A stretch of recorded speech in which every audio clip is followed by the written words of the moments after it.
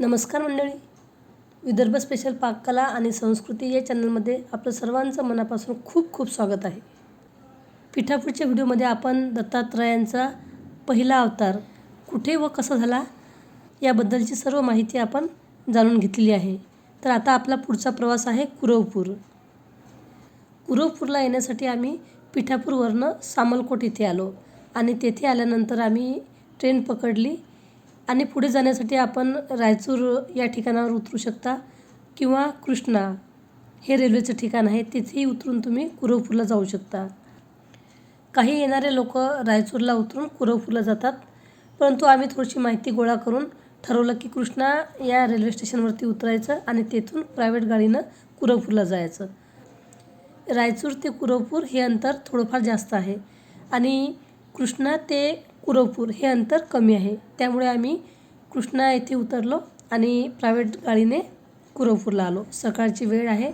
कृष्णा नदीचं हे खूप मोठं पात्र आहे. तर आता कृष्णा नदीवरती आंघोळी करणार आहोत आणि त्यानंतर देवदर्शनाला निघणार आहोत. दत्तात्रयांच्या पहिल्या अवताराच्या पदस्पर्शाने पावन झालेलं हे श्री क्षेत्र कुरवपूर. हे क्षेत्र कर्नाटकातील आणि आंध्र प्रदेशाच्या सीमा भागात, ज्या ठिकाणी कृष्णा आणि भीमा नद्याचा संगम झालेला आहे, आणि रायचूर जिल्ह्यातील कृष्णा नदीच्या बेटावर असलेलं पाण्याने वेढलेलं हे तीर्थक्षेत्र आहे. आणि विशेष म्हणजे या ठिकाणी तपोभूमी, ध्यानधारणा, उपासनेसाठी हे एक उत्तम ठिकाण आहे. येथील आणखी महत्त्वाची माहिती आपण पुढे जाणून घेणार आहोतच. तर आता आम्ही सर्वांनी आंघोळी आटोपल्या, कारण सकाळची वेळ होती. सकाळी सकाळी आम्ही नदीवर जाऊन आंघोळी केल्या. पण आंघोळ करताना थोडी भीती वाटायची, कारण आम्हाला असं माहीत पडलं की या नदीमध्ये मगर आहेत आणि सकाळची वेळ होती, थोडासा काळोख होता आणि अंधारामध्ये एखादा मगर येईल किंवा पकडेल आम्हाला अशी भीती वाटत होती. म्हणून आम्ही पटापट नदीमध्ये आंघोळी केल्या. कुरवपूर येथे 2 प्रसिद्ध मंदिरं आहे, एक नदीच्या या बाजूला आणि एक नदीच्या त्या बाजूला. तर सुरुवातला जे मंदिर लागलेलं आहे तर ते हे मंदिर आहे आणि या मंदिरामध्येच आम्ही रूम भाड्याने घेतलेली आहे. मंदिराच्या जवळच घाट आहे आणि समोर नदी आहे. खूप मोठं नदीचं पात्र आहे. आता दिवस उजाडलेला आहे आणि सूर्यनारायणही वर आलेला आहे. तर अशा वेळी आम्ही परत नदीवर जाऊन सूर्याला आचमन केलेलं आहे. ओम सूर्यनारायणाय नमः. अशा प्रकारे आमची दिवसाची सुरुवात झालेली आहे. ज्या मंदिरामध्ये आम्ही रूम घेतलेली आहे तर तिथेही मस्त दत्तात्रयाचं मंदिर आहे आणि दत्तात्रयांच्या मंदिराच्या समोरसुद्धा मी छोटीशी रांगोळी काढलेली आहे. सध्या गेट बंद आहे. गेट उघडल्यानंतर आपण येथे दर्शनाला जाणार आहोत आणि येथे दर्शन घेऊन आरती करून पुढच्या प्रवासाला आपण निघणार आहोत. दत्तात्रय महाराज की जय.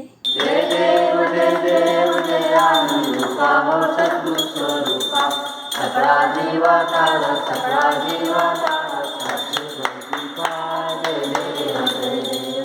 कलविंद ब्रह्मा हे मागे हो मागे सकळ मिथ्ये हा प्रपंच मिथ्ये हा प्रपंच जैसे आवाज मुरळ संसार भ्रांतीचे पडळ हो भ्रांतीचे पडळ.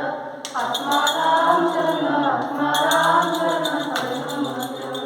जय देव जय देव जय आनंदरूपा हो सद्गुरु स्वरूपा, सकळा जीवा तार सकळा जीवा तार साक्षी स्वरूपा.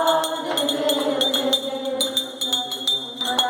दिगंबरा दिगंबरा दिगंबरा दिगंबरा दिगंबरा वल्लभ दिगंबरा दिगंबरा दिगंबरा श्रीपाद वल्लभ दिगंबरा दिगंबरा दिगंबरा श्रीपाद वल्लभ दिगंबरा.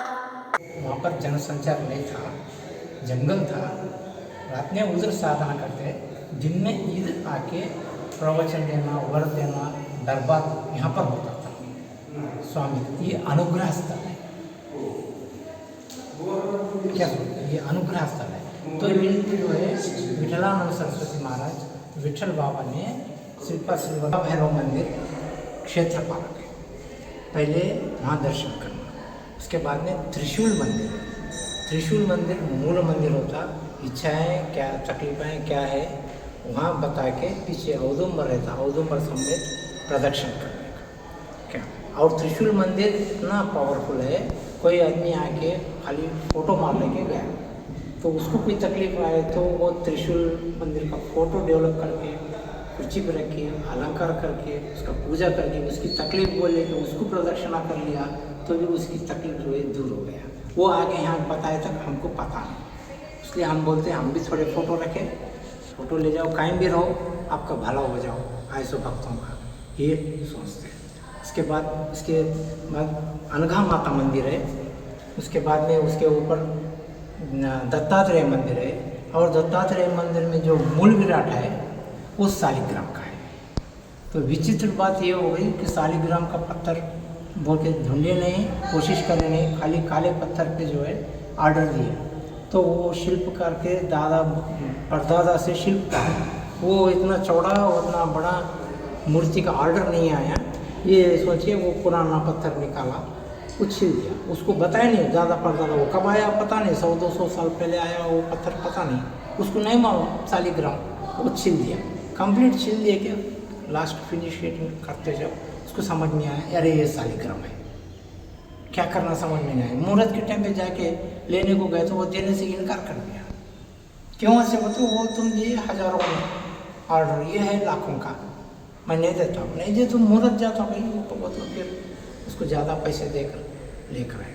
बोलने का मतलब क्या है, यहाँ पर शालिग्राम रूप में दत्त भगवान को आने का कब की डिसाइड हो गया हो, उसका सिर्फ शिल्पकार को भी जो है उसको माया में रख के वो अब किस बारे में, पहला अवतार श्रीपाद वल्लभ महाराज, दूसरा नरसिंह सरस्वती, तीसरा माणिक प्रभु, चौथा स्वामी समर्थ, पांचवा शिरडी साई बाबा, छठवां वासुदेवानंद सरस्वती, उसके बाद में सातवां श्री विकलानंद सरस्वती महाराज, उन्होंने एक क्षेत्र बनाए, उनको श्रीपाद श्री वल्लभ महाराज यहाँ बनाने का आदेश दिए, कुरापुर श्रीपाद श्री वल्लभ महाराज आदेश देने के बाद में ये मंदिर उन्होंने बनाया।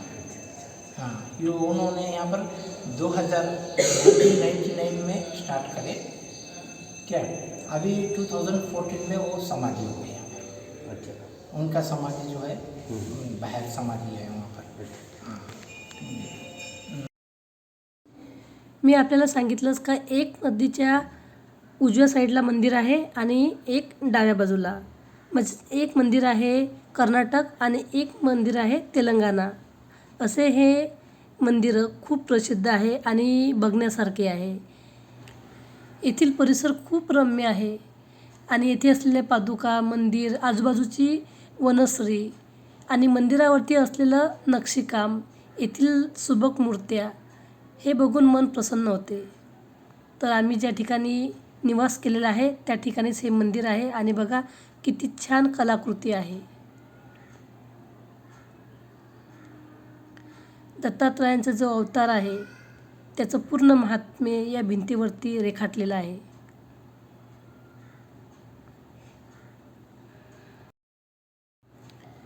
दत्तभक्तांचा वेद समजलं जाणारं गुरुचरित्र, या ग्रंथातील अध्याय 5 ते 10 हे प्रथम अवतार असलेलं दत्तात्रयांचं जीवनचरित्र, म्हणजे सुमती व आपलराज यांना दिलेल्या वचनाप्रमाणे त्यांच्या पोटी जो प्रथम अवतार संपन्न केला ते श्रीपाद वल्लभ। वयाच्या 16व्या वर्षी मातापित्यांचा निरोप घेऊन श्रीपाद वल्लभ प्रथम गोकर्ण म्हणजेच महाबळेश्वर येथे गेले, तेथून श्रीशैल पर्वतावर जाऊन तेथे त्यांनी काही काळ वास्तव्य केलं आणि नंतर फिरत फिरत ते कुरवपूर येथे आले। या ठिकाणी 22 वर्षे तपश्चर्या करून येथूनच दत्तात्रय प्रभू अंतर्धान पावले, तेच हे पावन क्षेत्र म्हणजे कुरवपूर।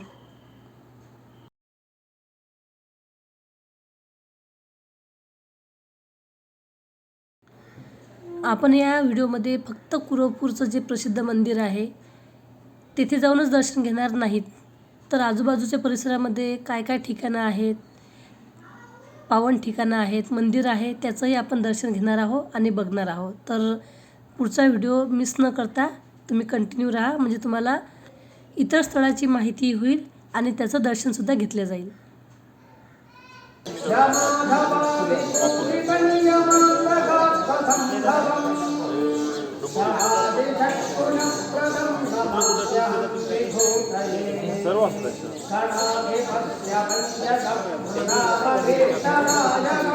ಅಲ್ಲ वन्दनाः पठन्ति भवन्ति ते विदामूलः कवीलवैभवादिशोधिकश्रियस्तु पूर्णपूर्णसंशयः महागणाधिपतये नमः प्रार्थना पूर्वकनमस्कारान् गणानां त्वा गणपतिं त्वा गणपतिं हवामहे गणपतिं त्वा गणपतिं हवामहे गणपतिं हवामहे कविं हवामहे गणपतिं हवामहे कविं हवामहे कविं हवामहे कविं हवामहे कविं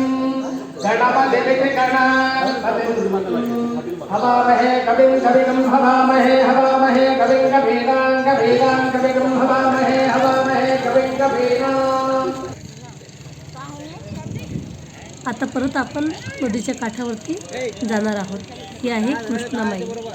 संत वाहते कृष्णामाई, तीरावरच्या सुखदुःखाची जाणीव तिजला नाही.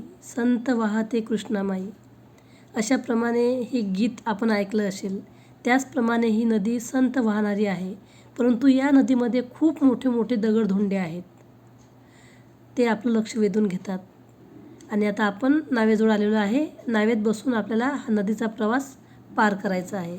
तर पुढे जे दिसते ते आहे कुरवपूरचं मेन मंदिर. तर तेथे जाण्यासाठी आता आपण नावेत बसलेलो आहे आणि कृष्णामाईचं दर्शन घेत घेत नदी ओलांडत आहोत, म्हणजेच कृष्णामाईला पार करत आहोत.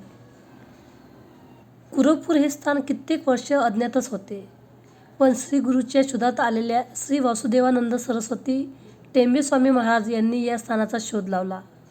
कुरवपूरला हे आंध्र आणि कर्नाटक याच्या सीमेवर येऊन रायचूर जिल्ह्यातील एक खेडगाव. चारी बाजूंनी कृष्णामाईने वेढलेलं हे बेट आहे आणि बेटावरती आहे श्रीपाद श्री वल्लभ स्वामींचं हे भव्य दिव्य असं मंदिर. तर चला आता आपण मंदिराच्या जवळ आलेलो आहे आणि श्री दत्तात्रय स्वामीचं इथे आता आपण दर्शन घेणार आहोत.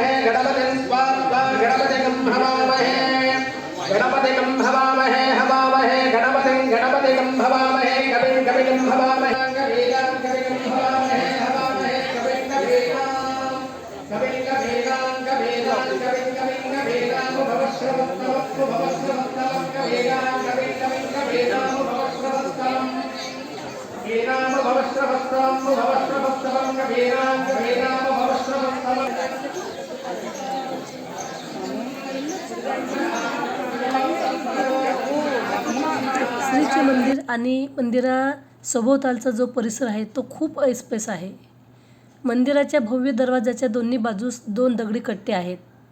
त्यांच्या शेजारीच दगडी भिंतसुद्धा आहे. महाद्वारावर कमान आहे. तेथून वाकून नम्रपणे हस्तस्पर्श करून आत गेल्यावर दोन्ही बाजूस पहारेकऱ्यांना बसण्याकरता 2 देवळ्या आहेत. भव्य पिंपळ कडुनिंब वृक्ष असून त्यांना दगडी पार बांधला आहे. पाराच्या उत्तर बाजूच्या दोन्ही कोपऱ्यावर घडीव दगडी वृंदावने आहेत. या पारावर दक्षिणाभिमुख 2 मंदिरे असून एका मंदिरात दक्षिणाभिमुख काळ्या शालिग्राम शेळीची मारुतीची रेखीव मूर्ती आहे व दुसऱ्या मंदिरात केशवमूर्ती आणि शिवलिंग पादुका आहेत. या पारासमोरच मुख्य पूजास्थान असून तेथे श्रीपाद श्रीवल्लभ जपतप अनुष्ठानादी कर्म करत असतात. यालाच निर्गुण पीठपार असंही म्हणतात. खूप मस्त आणि शांततेचं दर्शन झालेलं आहे. आता पुढे आपण जाणार आहे टेंबेस्वामी गुहेमध्ये. असं म्हणतात की ही गुहा निसर्गनिर्मित असून प्राचीन आहे. या ठिकाणी श्री वासुदेवानंद सरस्वती टेंबेस्वामी यांनी चातुर्मास संपन्न केला. टेंबेस्वामी महाराजांनी प्रत्येक संकटावर रामबाण उपाय असलेल्या घोरकोष्ठोद्धारण स्तोत्राची रचना केली. एका माणसालाच आत जाता येईल एवढीच या गुहेची उंची आणि जागा आहे. टेंबेस्वामींचं दर्शन घेऊन झालेलं आहे.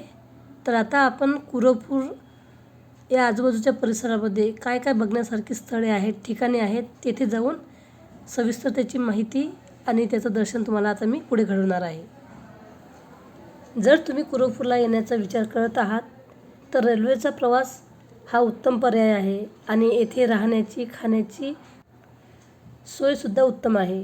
परंतु येण्याआधी तुम्ही ऑनलाईन बुकिंग करून यावं. वेळेवर तुम्हाला रूम मिळेलच अशी शाश्वती नाही, कारण येथे गाव नाही आणि कुठलंही दुकान नाही, म्हणून तुम्हाला इतर काहीही खायला प्यायला मिळू शकत नाही. आम्ही ज्या मंदिरामध्ये राहिलेलो आहे तेथे चहा, नाश्ता, 2 टाईमचे जेवण निःशुल्क आहे. तर तुम्ही बघा, येण्याचा जर विचार करत आहात तर येण्याच्या आधी पूर्ण माहिती काढून येथील रूम ऑनलाईन बुकिंग करून या आणि 2 दिवस तरी इथे मुक्काम करून आजूबाजूचा परिसर आणि या परिसराचा आनंद घेऊन तुम्ही ही यात्रा करा. कारण आपण खूप लांबून येतो, तर 1 दिवस 2 दिवस आपण तिथे राहिलो तर तेथील सर्व आजूबाजूचा परिसर, त्याची माहिती, तेथील दर्शन घेऊ शकतो. आता आपण दत्त अनघा मंदिरामध्ये आलेलो आहे. तर इथे जाऊन आता आपण दत्तात्रयाचं आणि अनघा मातेचं दर्शन घेणार आहोत. गुरुचरित्रातील कुरवपूर महात्म्य. तर गुरुचरित्राच्या 10व्या अध्यायात जो प्रसंग, जे महात्म्य आहे, कथा आहे, तिथे आता आपण आलेलो आहे आणि येथील कथा आपण एक महाराज आहे त्यांच्याकडून जाणून घेणार आहोत. तर बघा, असं हे एक पावन आणि निसर्गरम्य परिसरातील ठिकाण आहे आणि खूप मोठे मोठे येथे आपल्याला दगड बघायला मिळतात. खूप मोठ्या मोठ्या शिळा येथे आहेत. तर त्याच्यात असलेलं रहस्य, येथील कथा ही आता आपण जाणून घेणार आहोत. मतलब से ब्राह्मण मतलब अपने गांव में पहले व्यापार डाले थे, व्यापार वाले के मकान व्यापार डाले थे। व्यापार में अच्छे से लाभ नहीं होती, अच्छे से लाभ नहीं है कि बाद में कोरापुर में गया था। पहले व्यापार में घाटा होता था, बाद में कोरापुर में जाने के बाद में कोरापुर में जाने के बाद श्रीपाद वल्लभ जी के पास जाके वहाँ मन्नत क्या बोले और संकल्प करे, मेरे व्यापार में अच्छे से लाभ हुई था, मैं 1000 ब्राह्मण को भोजन कराऊंगा बोल के मतलब संकल्प करके अपने गांव में लौटे। अपने गांव के लौटे के बाद 1 साल के बाद वापिस आए। 1 साल के बाद जो धन था उसके व्यापार में अच्छे से लाभ हुई। लाभ होने के बाद जो व्यापार में पैसा मिले और धन मिले वो उठा के कोरापुर में आए। कोरापुर में आने के बाद बीच रास्ते में चलते बीच रास्ते में 4 मतलब श्रीपाद जी के भक्त मिले। मतलब गुरु जी आप कहाँ जा रहे बोल के पूछे उनको, ब्राह्मण को, कश्यप गोत्री वल्लभ से ब्राह्मण को पूछे, मैं श्रीपाद वल्लभ जी के पास उधर कोरापुर में जा रहे हूँ, 1000 ब्राह्मण को भोजन कराऊंगा बोल के मैं उधर जा रही हूँ बोल के बोलने के बाद बीच रास्ते में 4 चोर मिले। हम भी श्रीपाद वल्लभ जी के भक्त है बोल के बोले। बाद में बीच में रास्ते में आते आते ये स्थान में पहुँचे। 2 दिन के रास्ते ये स्थान में पहुँचे। ये स्थान में पहुँचने के बाद में उन चोरों ने मतलब पहले तो भक्त बोले, बाद में चोर बोले। शाम के टाइम में इधर सोने के बाद उन्होंने प्लानिंग करे, ये ब्राह्मण के धन छीन के हम चल जाए बोल के उसके जो धन था छीनने के लिए बाद में और धन चोरों ने लेने टाइम में बाद में इस टाइम में रात में मेरे को बचाने वाले कोई नहीं है। बचाए थे मेरे प्रभु श्रीपाद वल्लभ जी बचाएंगे। क्या ब्राह्मण को पता चल गया मेरे को रात में मेरे को मारने वाले हैं बोल के। बाद में क्या बोले, ऐसे जिंदा छोड़े तो पैसा छीन के लेके जाएंगे तो दूसरे को बता दिए कि इसको मार दिए थे, किसको बताएंगे बोल के उनके मन में आ गया, लालच आ गया, इसको मार दिए थे बाद में किसी को नहीं बताएगा बोल के बोले। ऐसे बोलते हैं उनको चोरों ने उनको हाथ पैर पकड़ने बाद में उस टाइम में श्रीपाद वल्लभ जी के मतलब पुकार करे, श्रीपाद मेरे को बचाओ बोल के मतलब पुकार करे मन में। बाद में श्रीपाद वल्लभ जी कृष्णा नदी में अंतर ध्यान हुए थे। कृष्णा नदी बोले के उधर कोरापुर में 14 साल तपस्या करके कृष्णा नदी में अन्न ध्यान होने के बाद ये घटना हुई थी। बाद में श्रीपाद वल्लभ जी कोरापुर से ये स्थान में अवतरित हो गए। अवतरित होते ही तीनों चोरों को श्रीपाद वल्लभ जी ने श्रृंगार कर दिए। पहले ब्राह्मण को उन्होंने चोरों ने मार दिए, बाद में यहाँ अवतरित होते उन तीनों चोरों को श्रीपाद वल्लभ जी श्रृंगार कर दिए। श्रृंगार करने के बाद मार दिए। मारने के बाद में श्रीपाद वल्लभ उसमें एक चौथा था, 3 चोर थे, एक चौथा था उसमें साथ में आए थे। चौथा के क्या है, चौथा मतलब श्रीपाद के चरण में मतलब गिर गया, चरण में मेरे गिरे, माफ करो मेरे को बोल के मतलब ऐसे बोले, मैं चोर नहीं है, मैं चोर नहीं, इनकी संगत में मेरे इसको पता नहीं था, ये लोग चोर हुए बोल के मेरे को पता नहीं था, मैं साथ में आए, मैं चोर नहीं था। आप जैसे सजाएं दिए वैसे मैं स्वीकार है बोल के मतलब श्रीपाद वल्लभ जी पुकार करे शरण में घिरने के बाद में श्रीपाद वल्लभ जी अंतर्यामी है ना, सबके मन की बात जानने वाले। बाद में उन्होंने इसको माफी देने के बाद में इसके हाथ में भस्मा डाल के इसके गले में लगा देना, ये ब्राह्मण जिंदा हो जाता बोल के श्रीपाद वल्लभ जी इसके हाथ में भस्मा दिए। भस्मा देने के बाद में सुबह के टाइम हो गया, गला में लगाने के बाद सुबह के टाइम हो गया, सुबह मतलब मॉर्निंग टाइम हो गया। सुबह के टाइम में बाद में गले में लगा जिंदा हो गया, सोते ही आदमी जगह जैसा हो गया। कश्यपति वल्लभ से ब्राह्मण सोए मरा था, बाद में सिर अलग था, एक में जोड़ दिया, भस्म लगा के सुबह टाइम हो गया, मतलब सोते ही आदमी जगह जैसे हो गया। जगने के बाद में ये कैसे क्या है बोल के वो जो चौथा आदमी था उसको पूछ रहे थे, ब्राह्मण को, उसको पकड़ के रखे थे ब्राह्मण को। बाद में तुम मेरे को पकड़ के रखे, तीनों को कुन मारे, इनको कुन मार के ऐसे गए, कुन मारे, इनको मार के आपने मेरे को पकड़े है बोल के बोले। ब्राह्मण को क्या सोचे, इनको मार दिया तुमने, मार के इनको मेरे को भी पकड़ मारने के लिए सोच रहे बोल के ऐसे सोचे। बाद में मैं नहीं मारा, कोई जटाधारी हाथ में खटका त्रिशूल लेके आए थे, उन्हें महाराज जी ने मतलब मार के गया, कौन है मेरे को पता नहीं, उन्होंने मार के चले गए बोल के बोले। फिर उनको ब्राह्मण को पता चल गया, इस टाइम में मेरे को बचाने वाले कोई नहीं थे, वही परम श्रीपाद वल्लभ जी है बच्चों के बने गया। फिर बाद में सुबह के टाइम में जो अपने धन था उठा के यहाँ से कुरापुर में गया, अपने धन जो चोरों ने लिए थे वो सारी निकाल के कुरापुर में जाने के बाद में विधिवत पूजा अर्चना करने के बाद में 1000 ब्राह्मणों को भोजन कराऊंगा बोल के संकल्प करके गांव में गए थे। बाद में उसी धन से बाद में 4000 ब्राह्मण को अन्नदान करे बोल के गुरुचरित्र 10वां अध्याय में है, पद्य अध्याय ये स्थानीय है।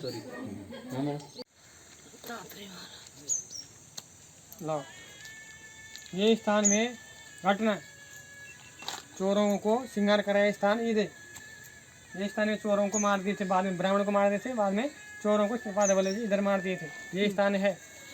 और ये स्थान होने के बाद में रात के टाइम में यहाँ सोए थे, जंगल के रास्ते चलते चलते इधर स्थान में आए थे, रात में यहाँ सोने के बाद उन्होंने प्लानिंग करते के बाद में ब्राह्मण को मार दिए।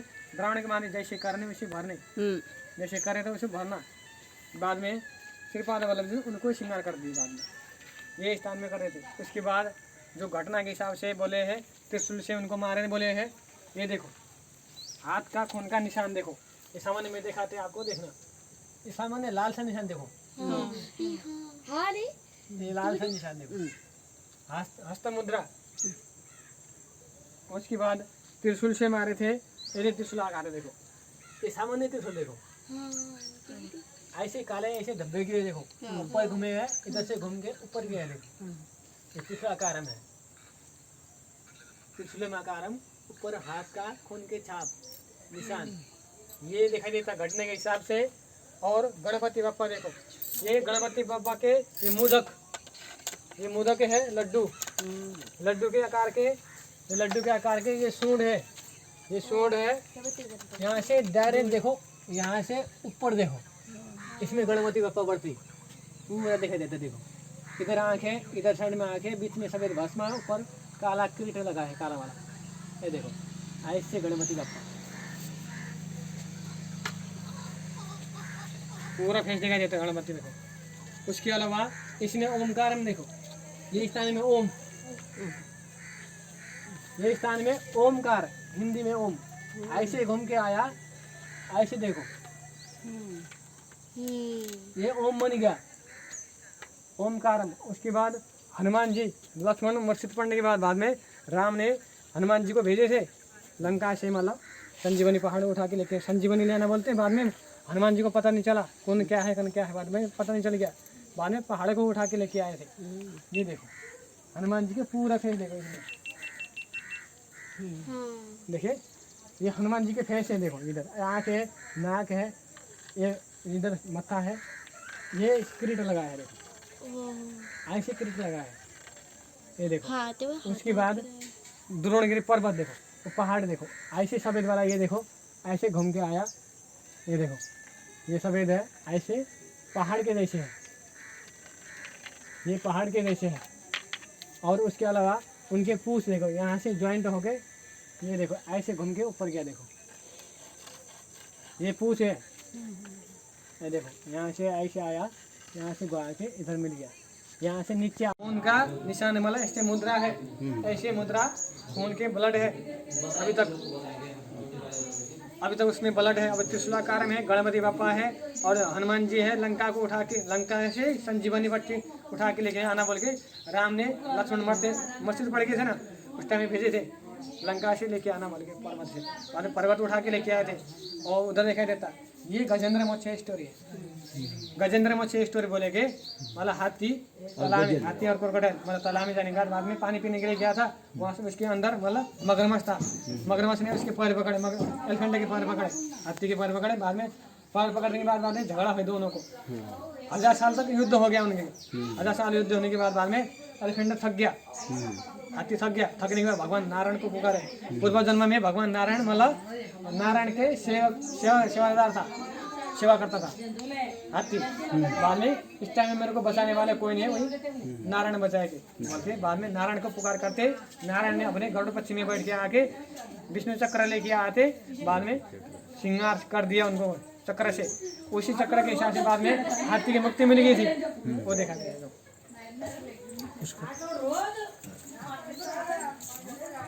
देखा है ना, मतलब ऊपर से सीढ़ी काट गई थी ना, 2 जिबड़े के ऊपर 2 जिबड़े होते ना, नीचे के जिबड़े ये, ऊपर के जिबड़े काट के साइड हो गया। और ये देखो यहाँ से चक्र आकार, देखो राउंडिंग चक्र आकार ये, और ये एलिफेंट आकार। इसके इधर साइड में देखो उसके टोका है, पोछे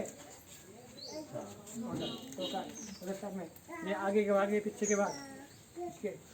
और गरुड़ पक्षी भगवान नारायण किस में बैठ के आए थे? गरुड़ पक्षी में, उधर गरुड़ पक्षी में। ये देखो आज हम भी देखा तो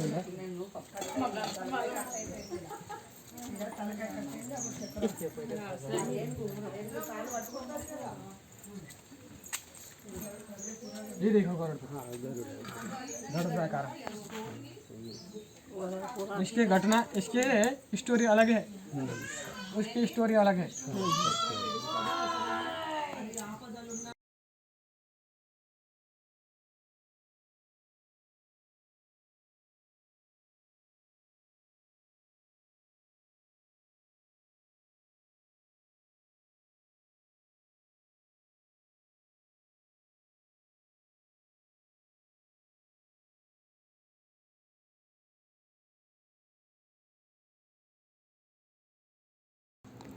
पूर्ण दिवसभर फिरून फिरून आता थकवा आलेला आहे आणि सर्वांना भूकासुद्धा लागलेली आहे।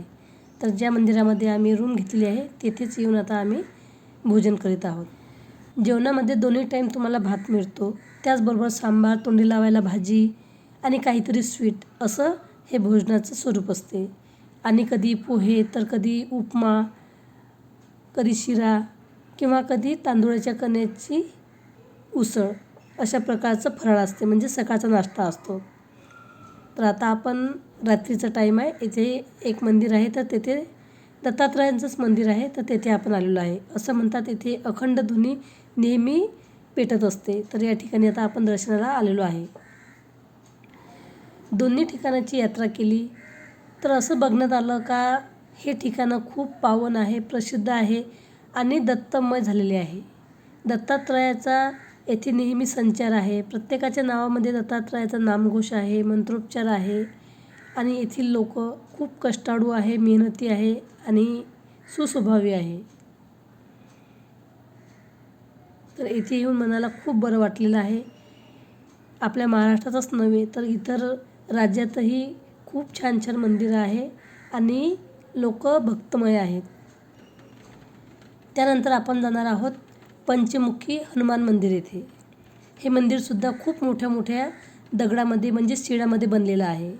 तर इथे आपण खूप मोठे मोठे दगड बघू शकता आणि खूप सुंदर मनोरम्य असं हे ठिकाण आहे। विशेष म्हणजे पंचमुखी हनुमंताची येथे मूर्ती आहे, त्यांची पदचिन्ह आहेत। तर येथे आता आपण दर्शनाला आलेलो आहे। या व्हिडिओमध्ये जे जे ठिकाणे मी तुम्हाला दाखवलेली आहे तर त्या ठिकाणी तुम्ही एका दिवसामध्ये प्रवास करू शकता, एखादं प्रायव्हेट वाहन करून या ठिकाणी दर्शनाला जाऊ शकता। या भागामध्ये खूप मोठ्या मोठ्या शिळा आहेत, कुणास ठाऊक कुठून आल्या आणि ह्या इथे कशा तयार झाल्या किंवा निसर्गतःच त्या येथे पहिल्यापासून आहेत. आणि या शिलावरती वेगवेगळे पट्टे, रंगाचे पट्टे दिलेले आहेत. त्याच्यावरती काही लिहिलेलं आहे, परंतु भाषा वेगळी असल्यामुळे ते आपल्याला वाचता येत नाही किंवा त्याचा अर्थही आपल्याला समजत नाही. परंतु आपण इथे जाऊन दर्शन घेतलेलं आहे. तर बघा, काही मोठ्या मोठ्या शिळांवरती चित्रसुद्धा रेखाटलेले आहे, तर ते तुम्ही बघू शकता. पंचपहाड, सूर्यनमस्कार शिळा, प्राचीन वटवृक्ष यांचेही आपण इथे दर्शन घेऊ शकता.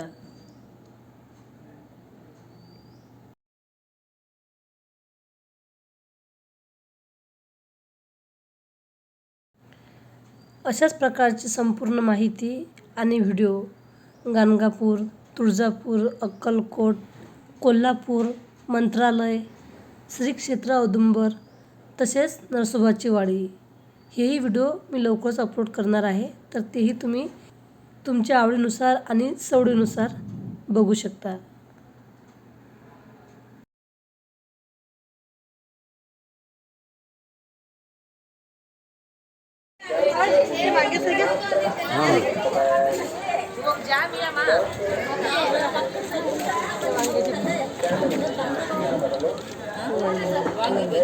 वांगी भजी ये पहले फ्राई किया है क्या? तेल में कट करके तेल में फ्राई किया और उसके बाद सेंगा पूरी इसके अंदर भर के भाजी डाली.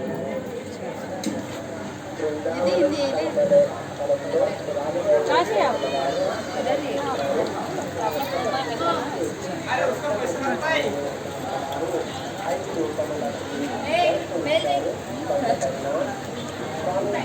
हमारे उधर नहीं मिलता ना ऐसा.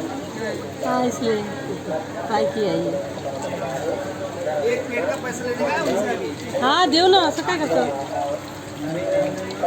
हाँ, याचे भजे कुठले आहे मग? यही है, इसका हमने बजट यही किया वीडियो है. देखा था. इधर क्या क्या बनता है? इधर वांगी भजी, मिर्ची भजी, भेलपुरी बनाता है. अच्छा. स्पेशल वांगी भजी इधर पंचमुखी में स्पेशल. अच्छा अच्छा.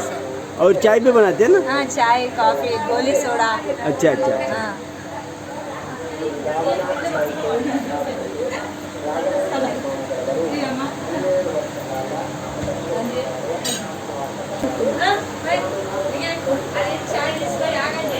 स्पेशल डिश वांगी भजी.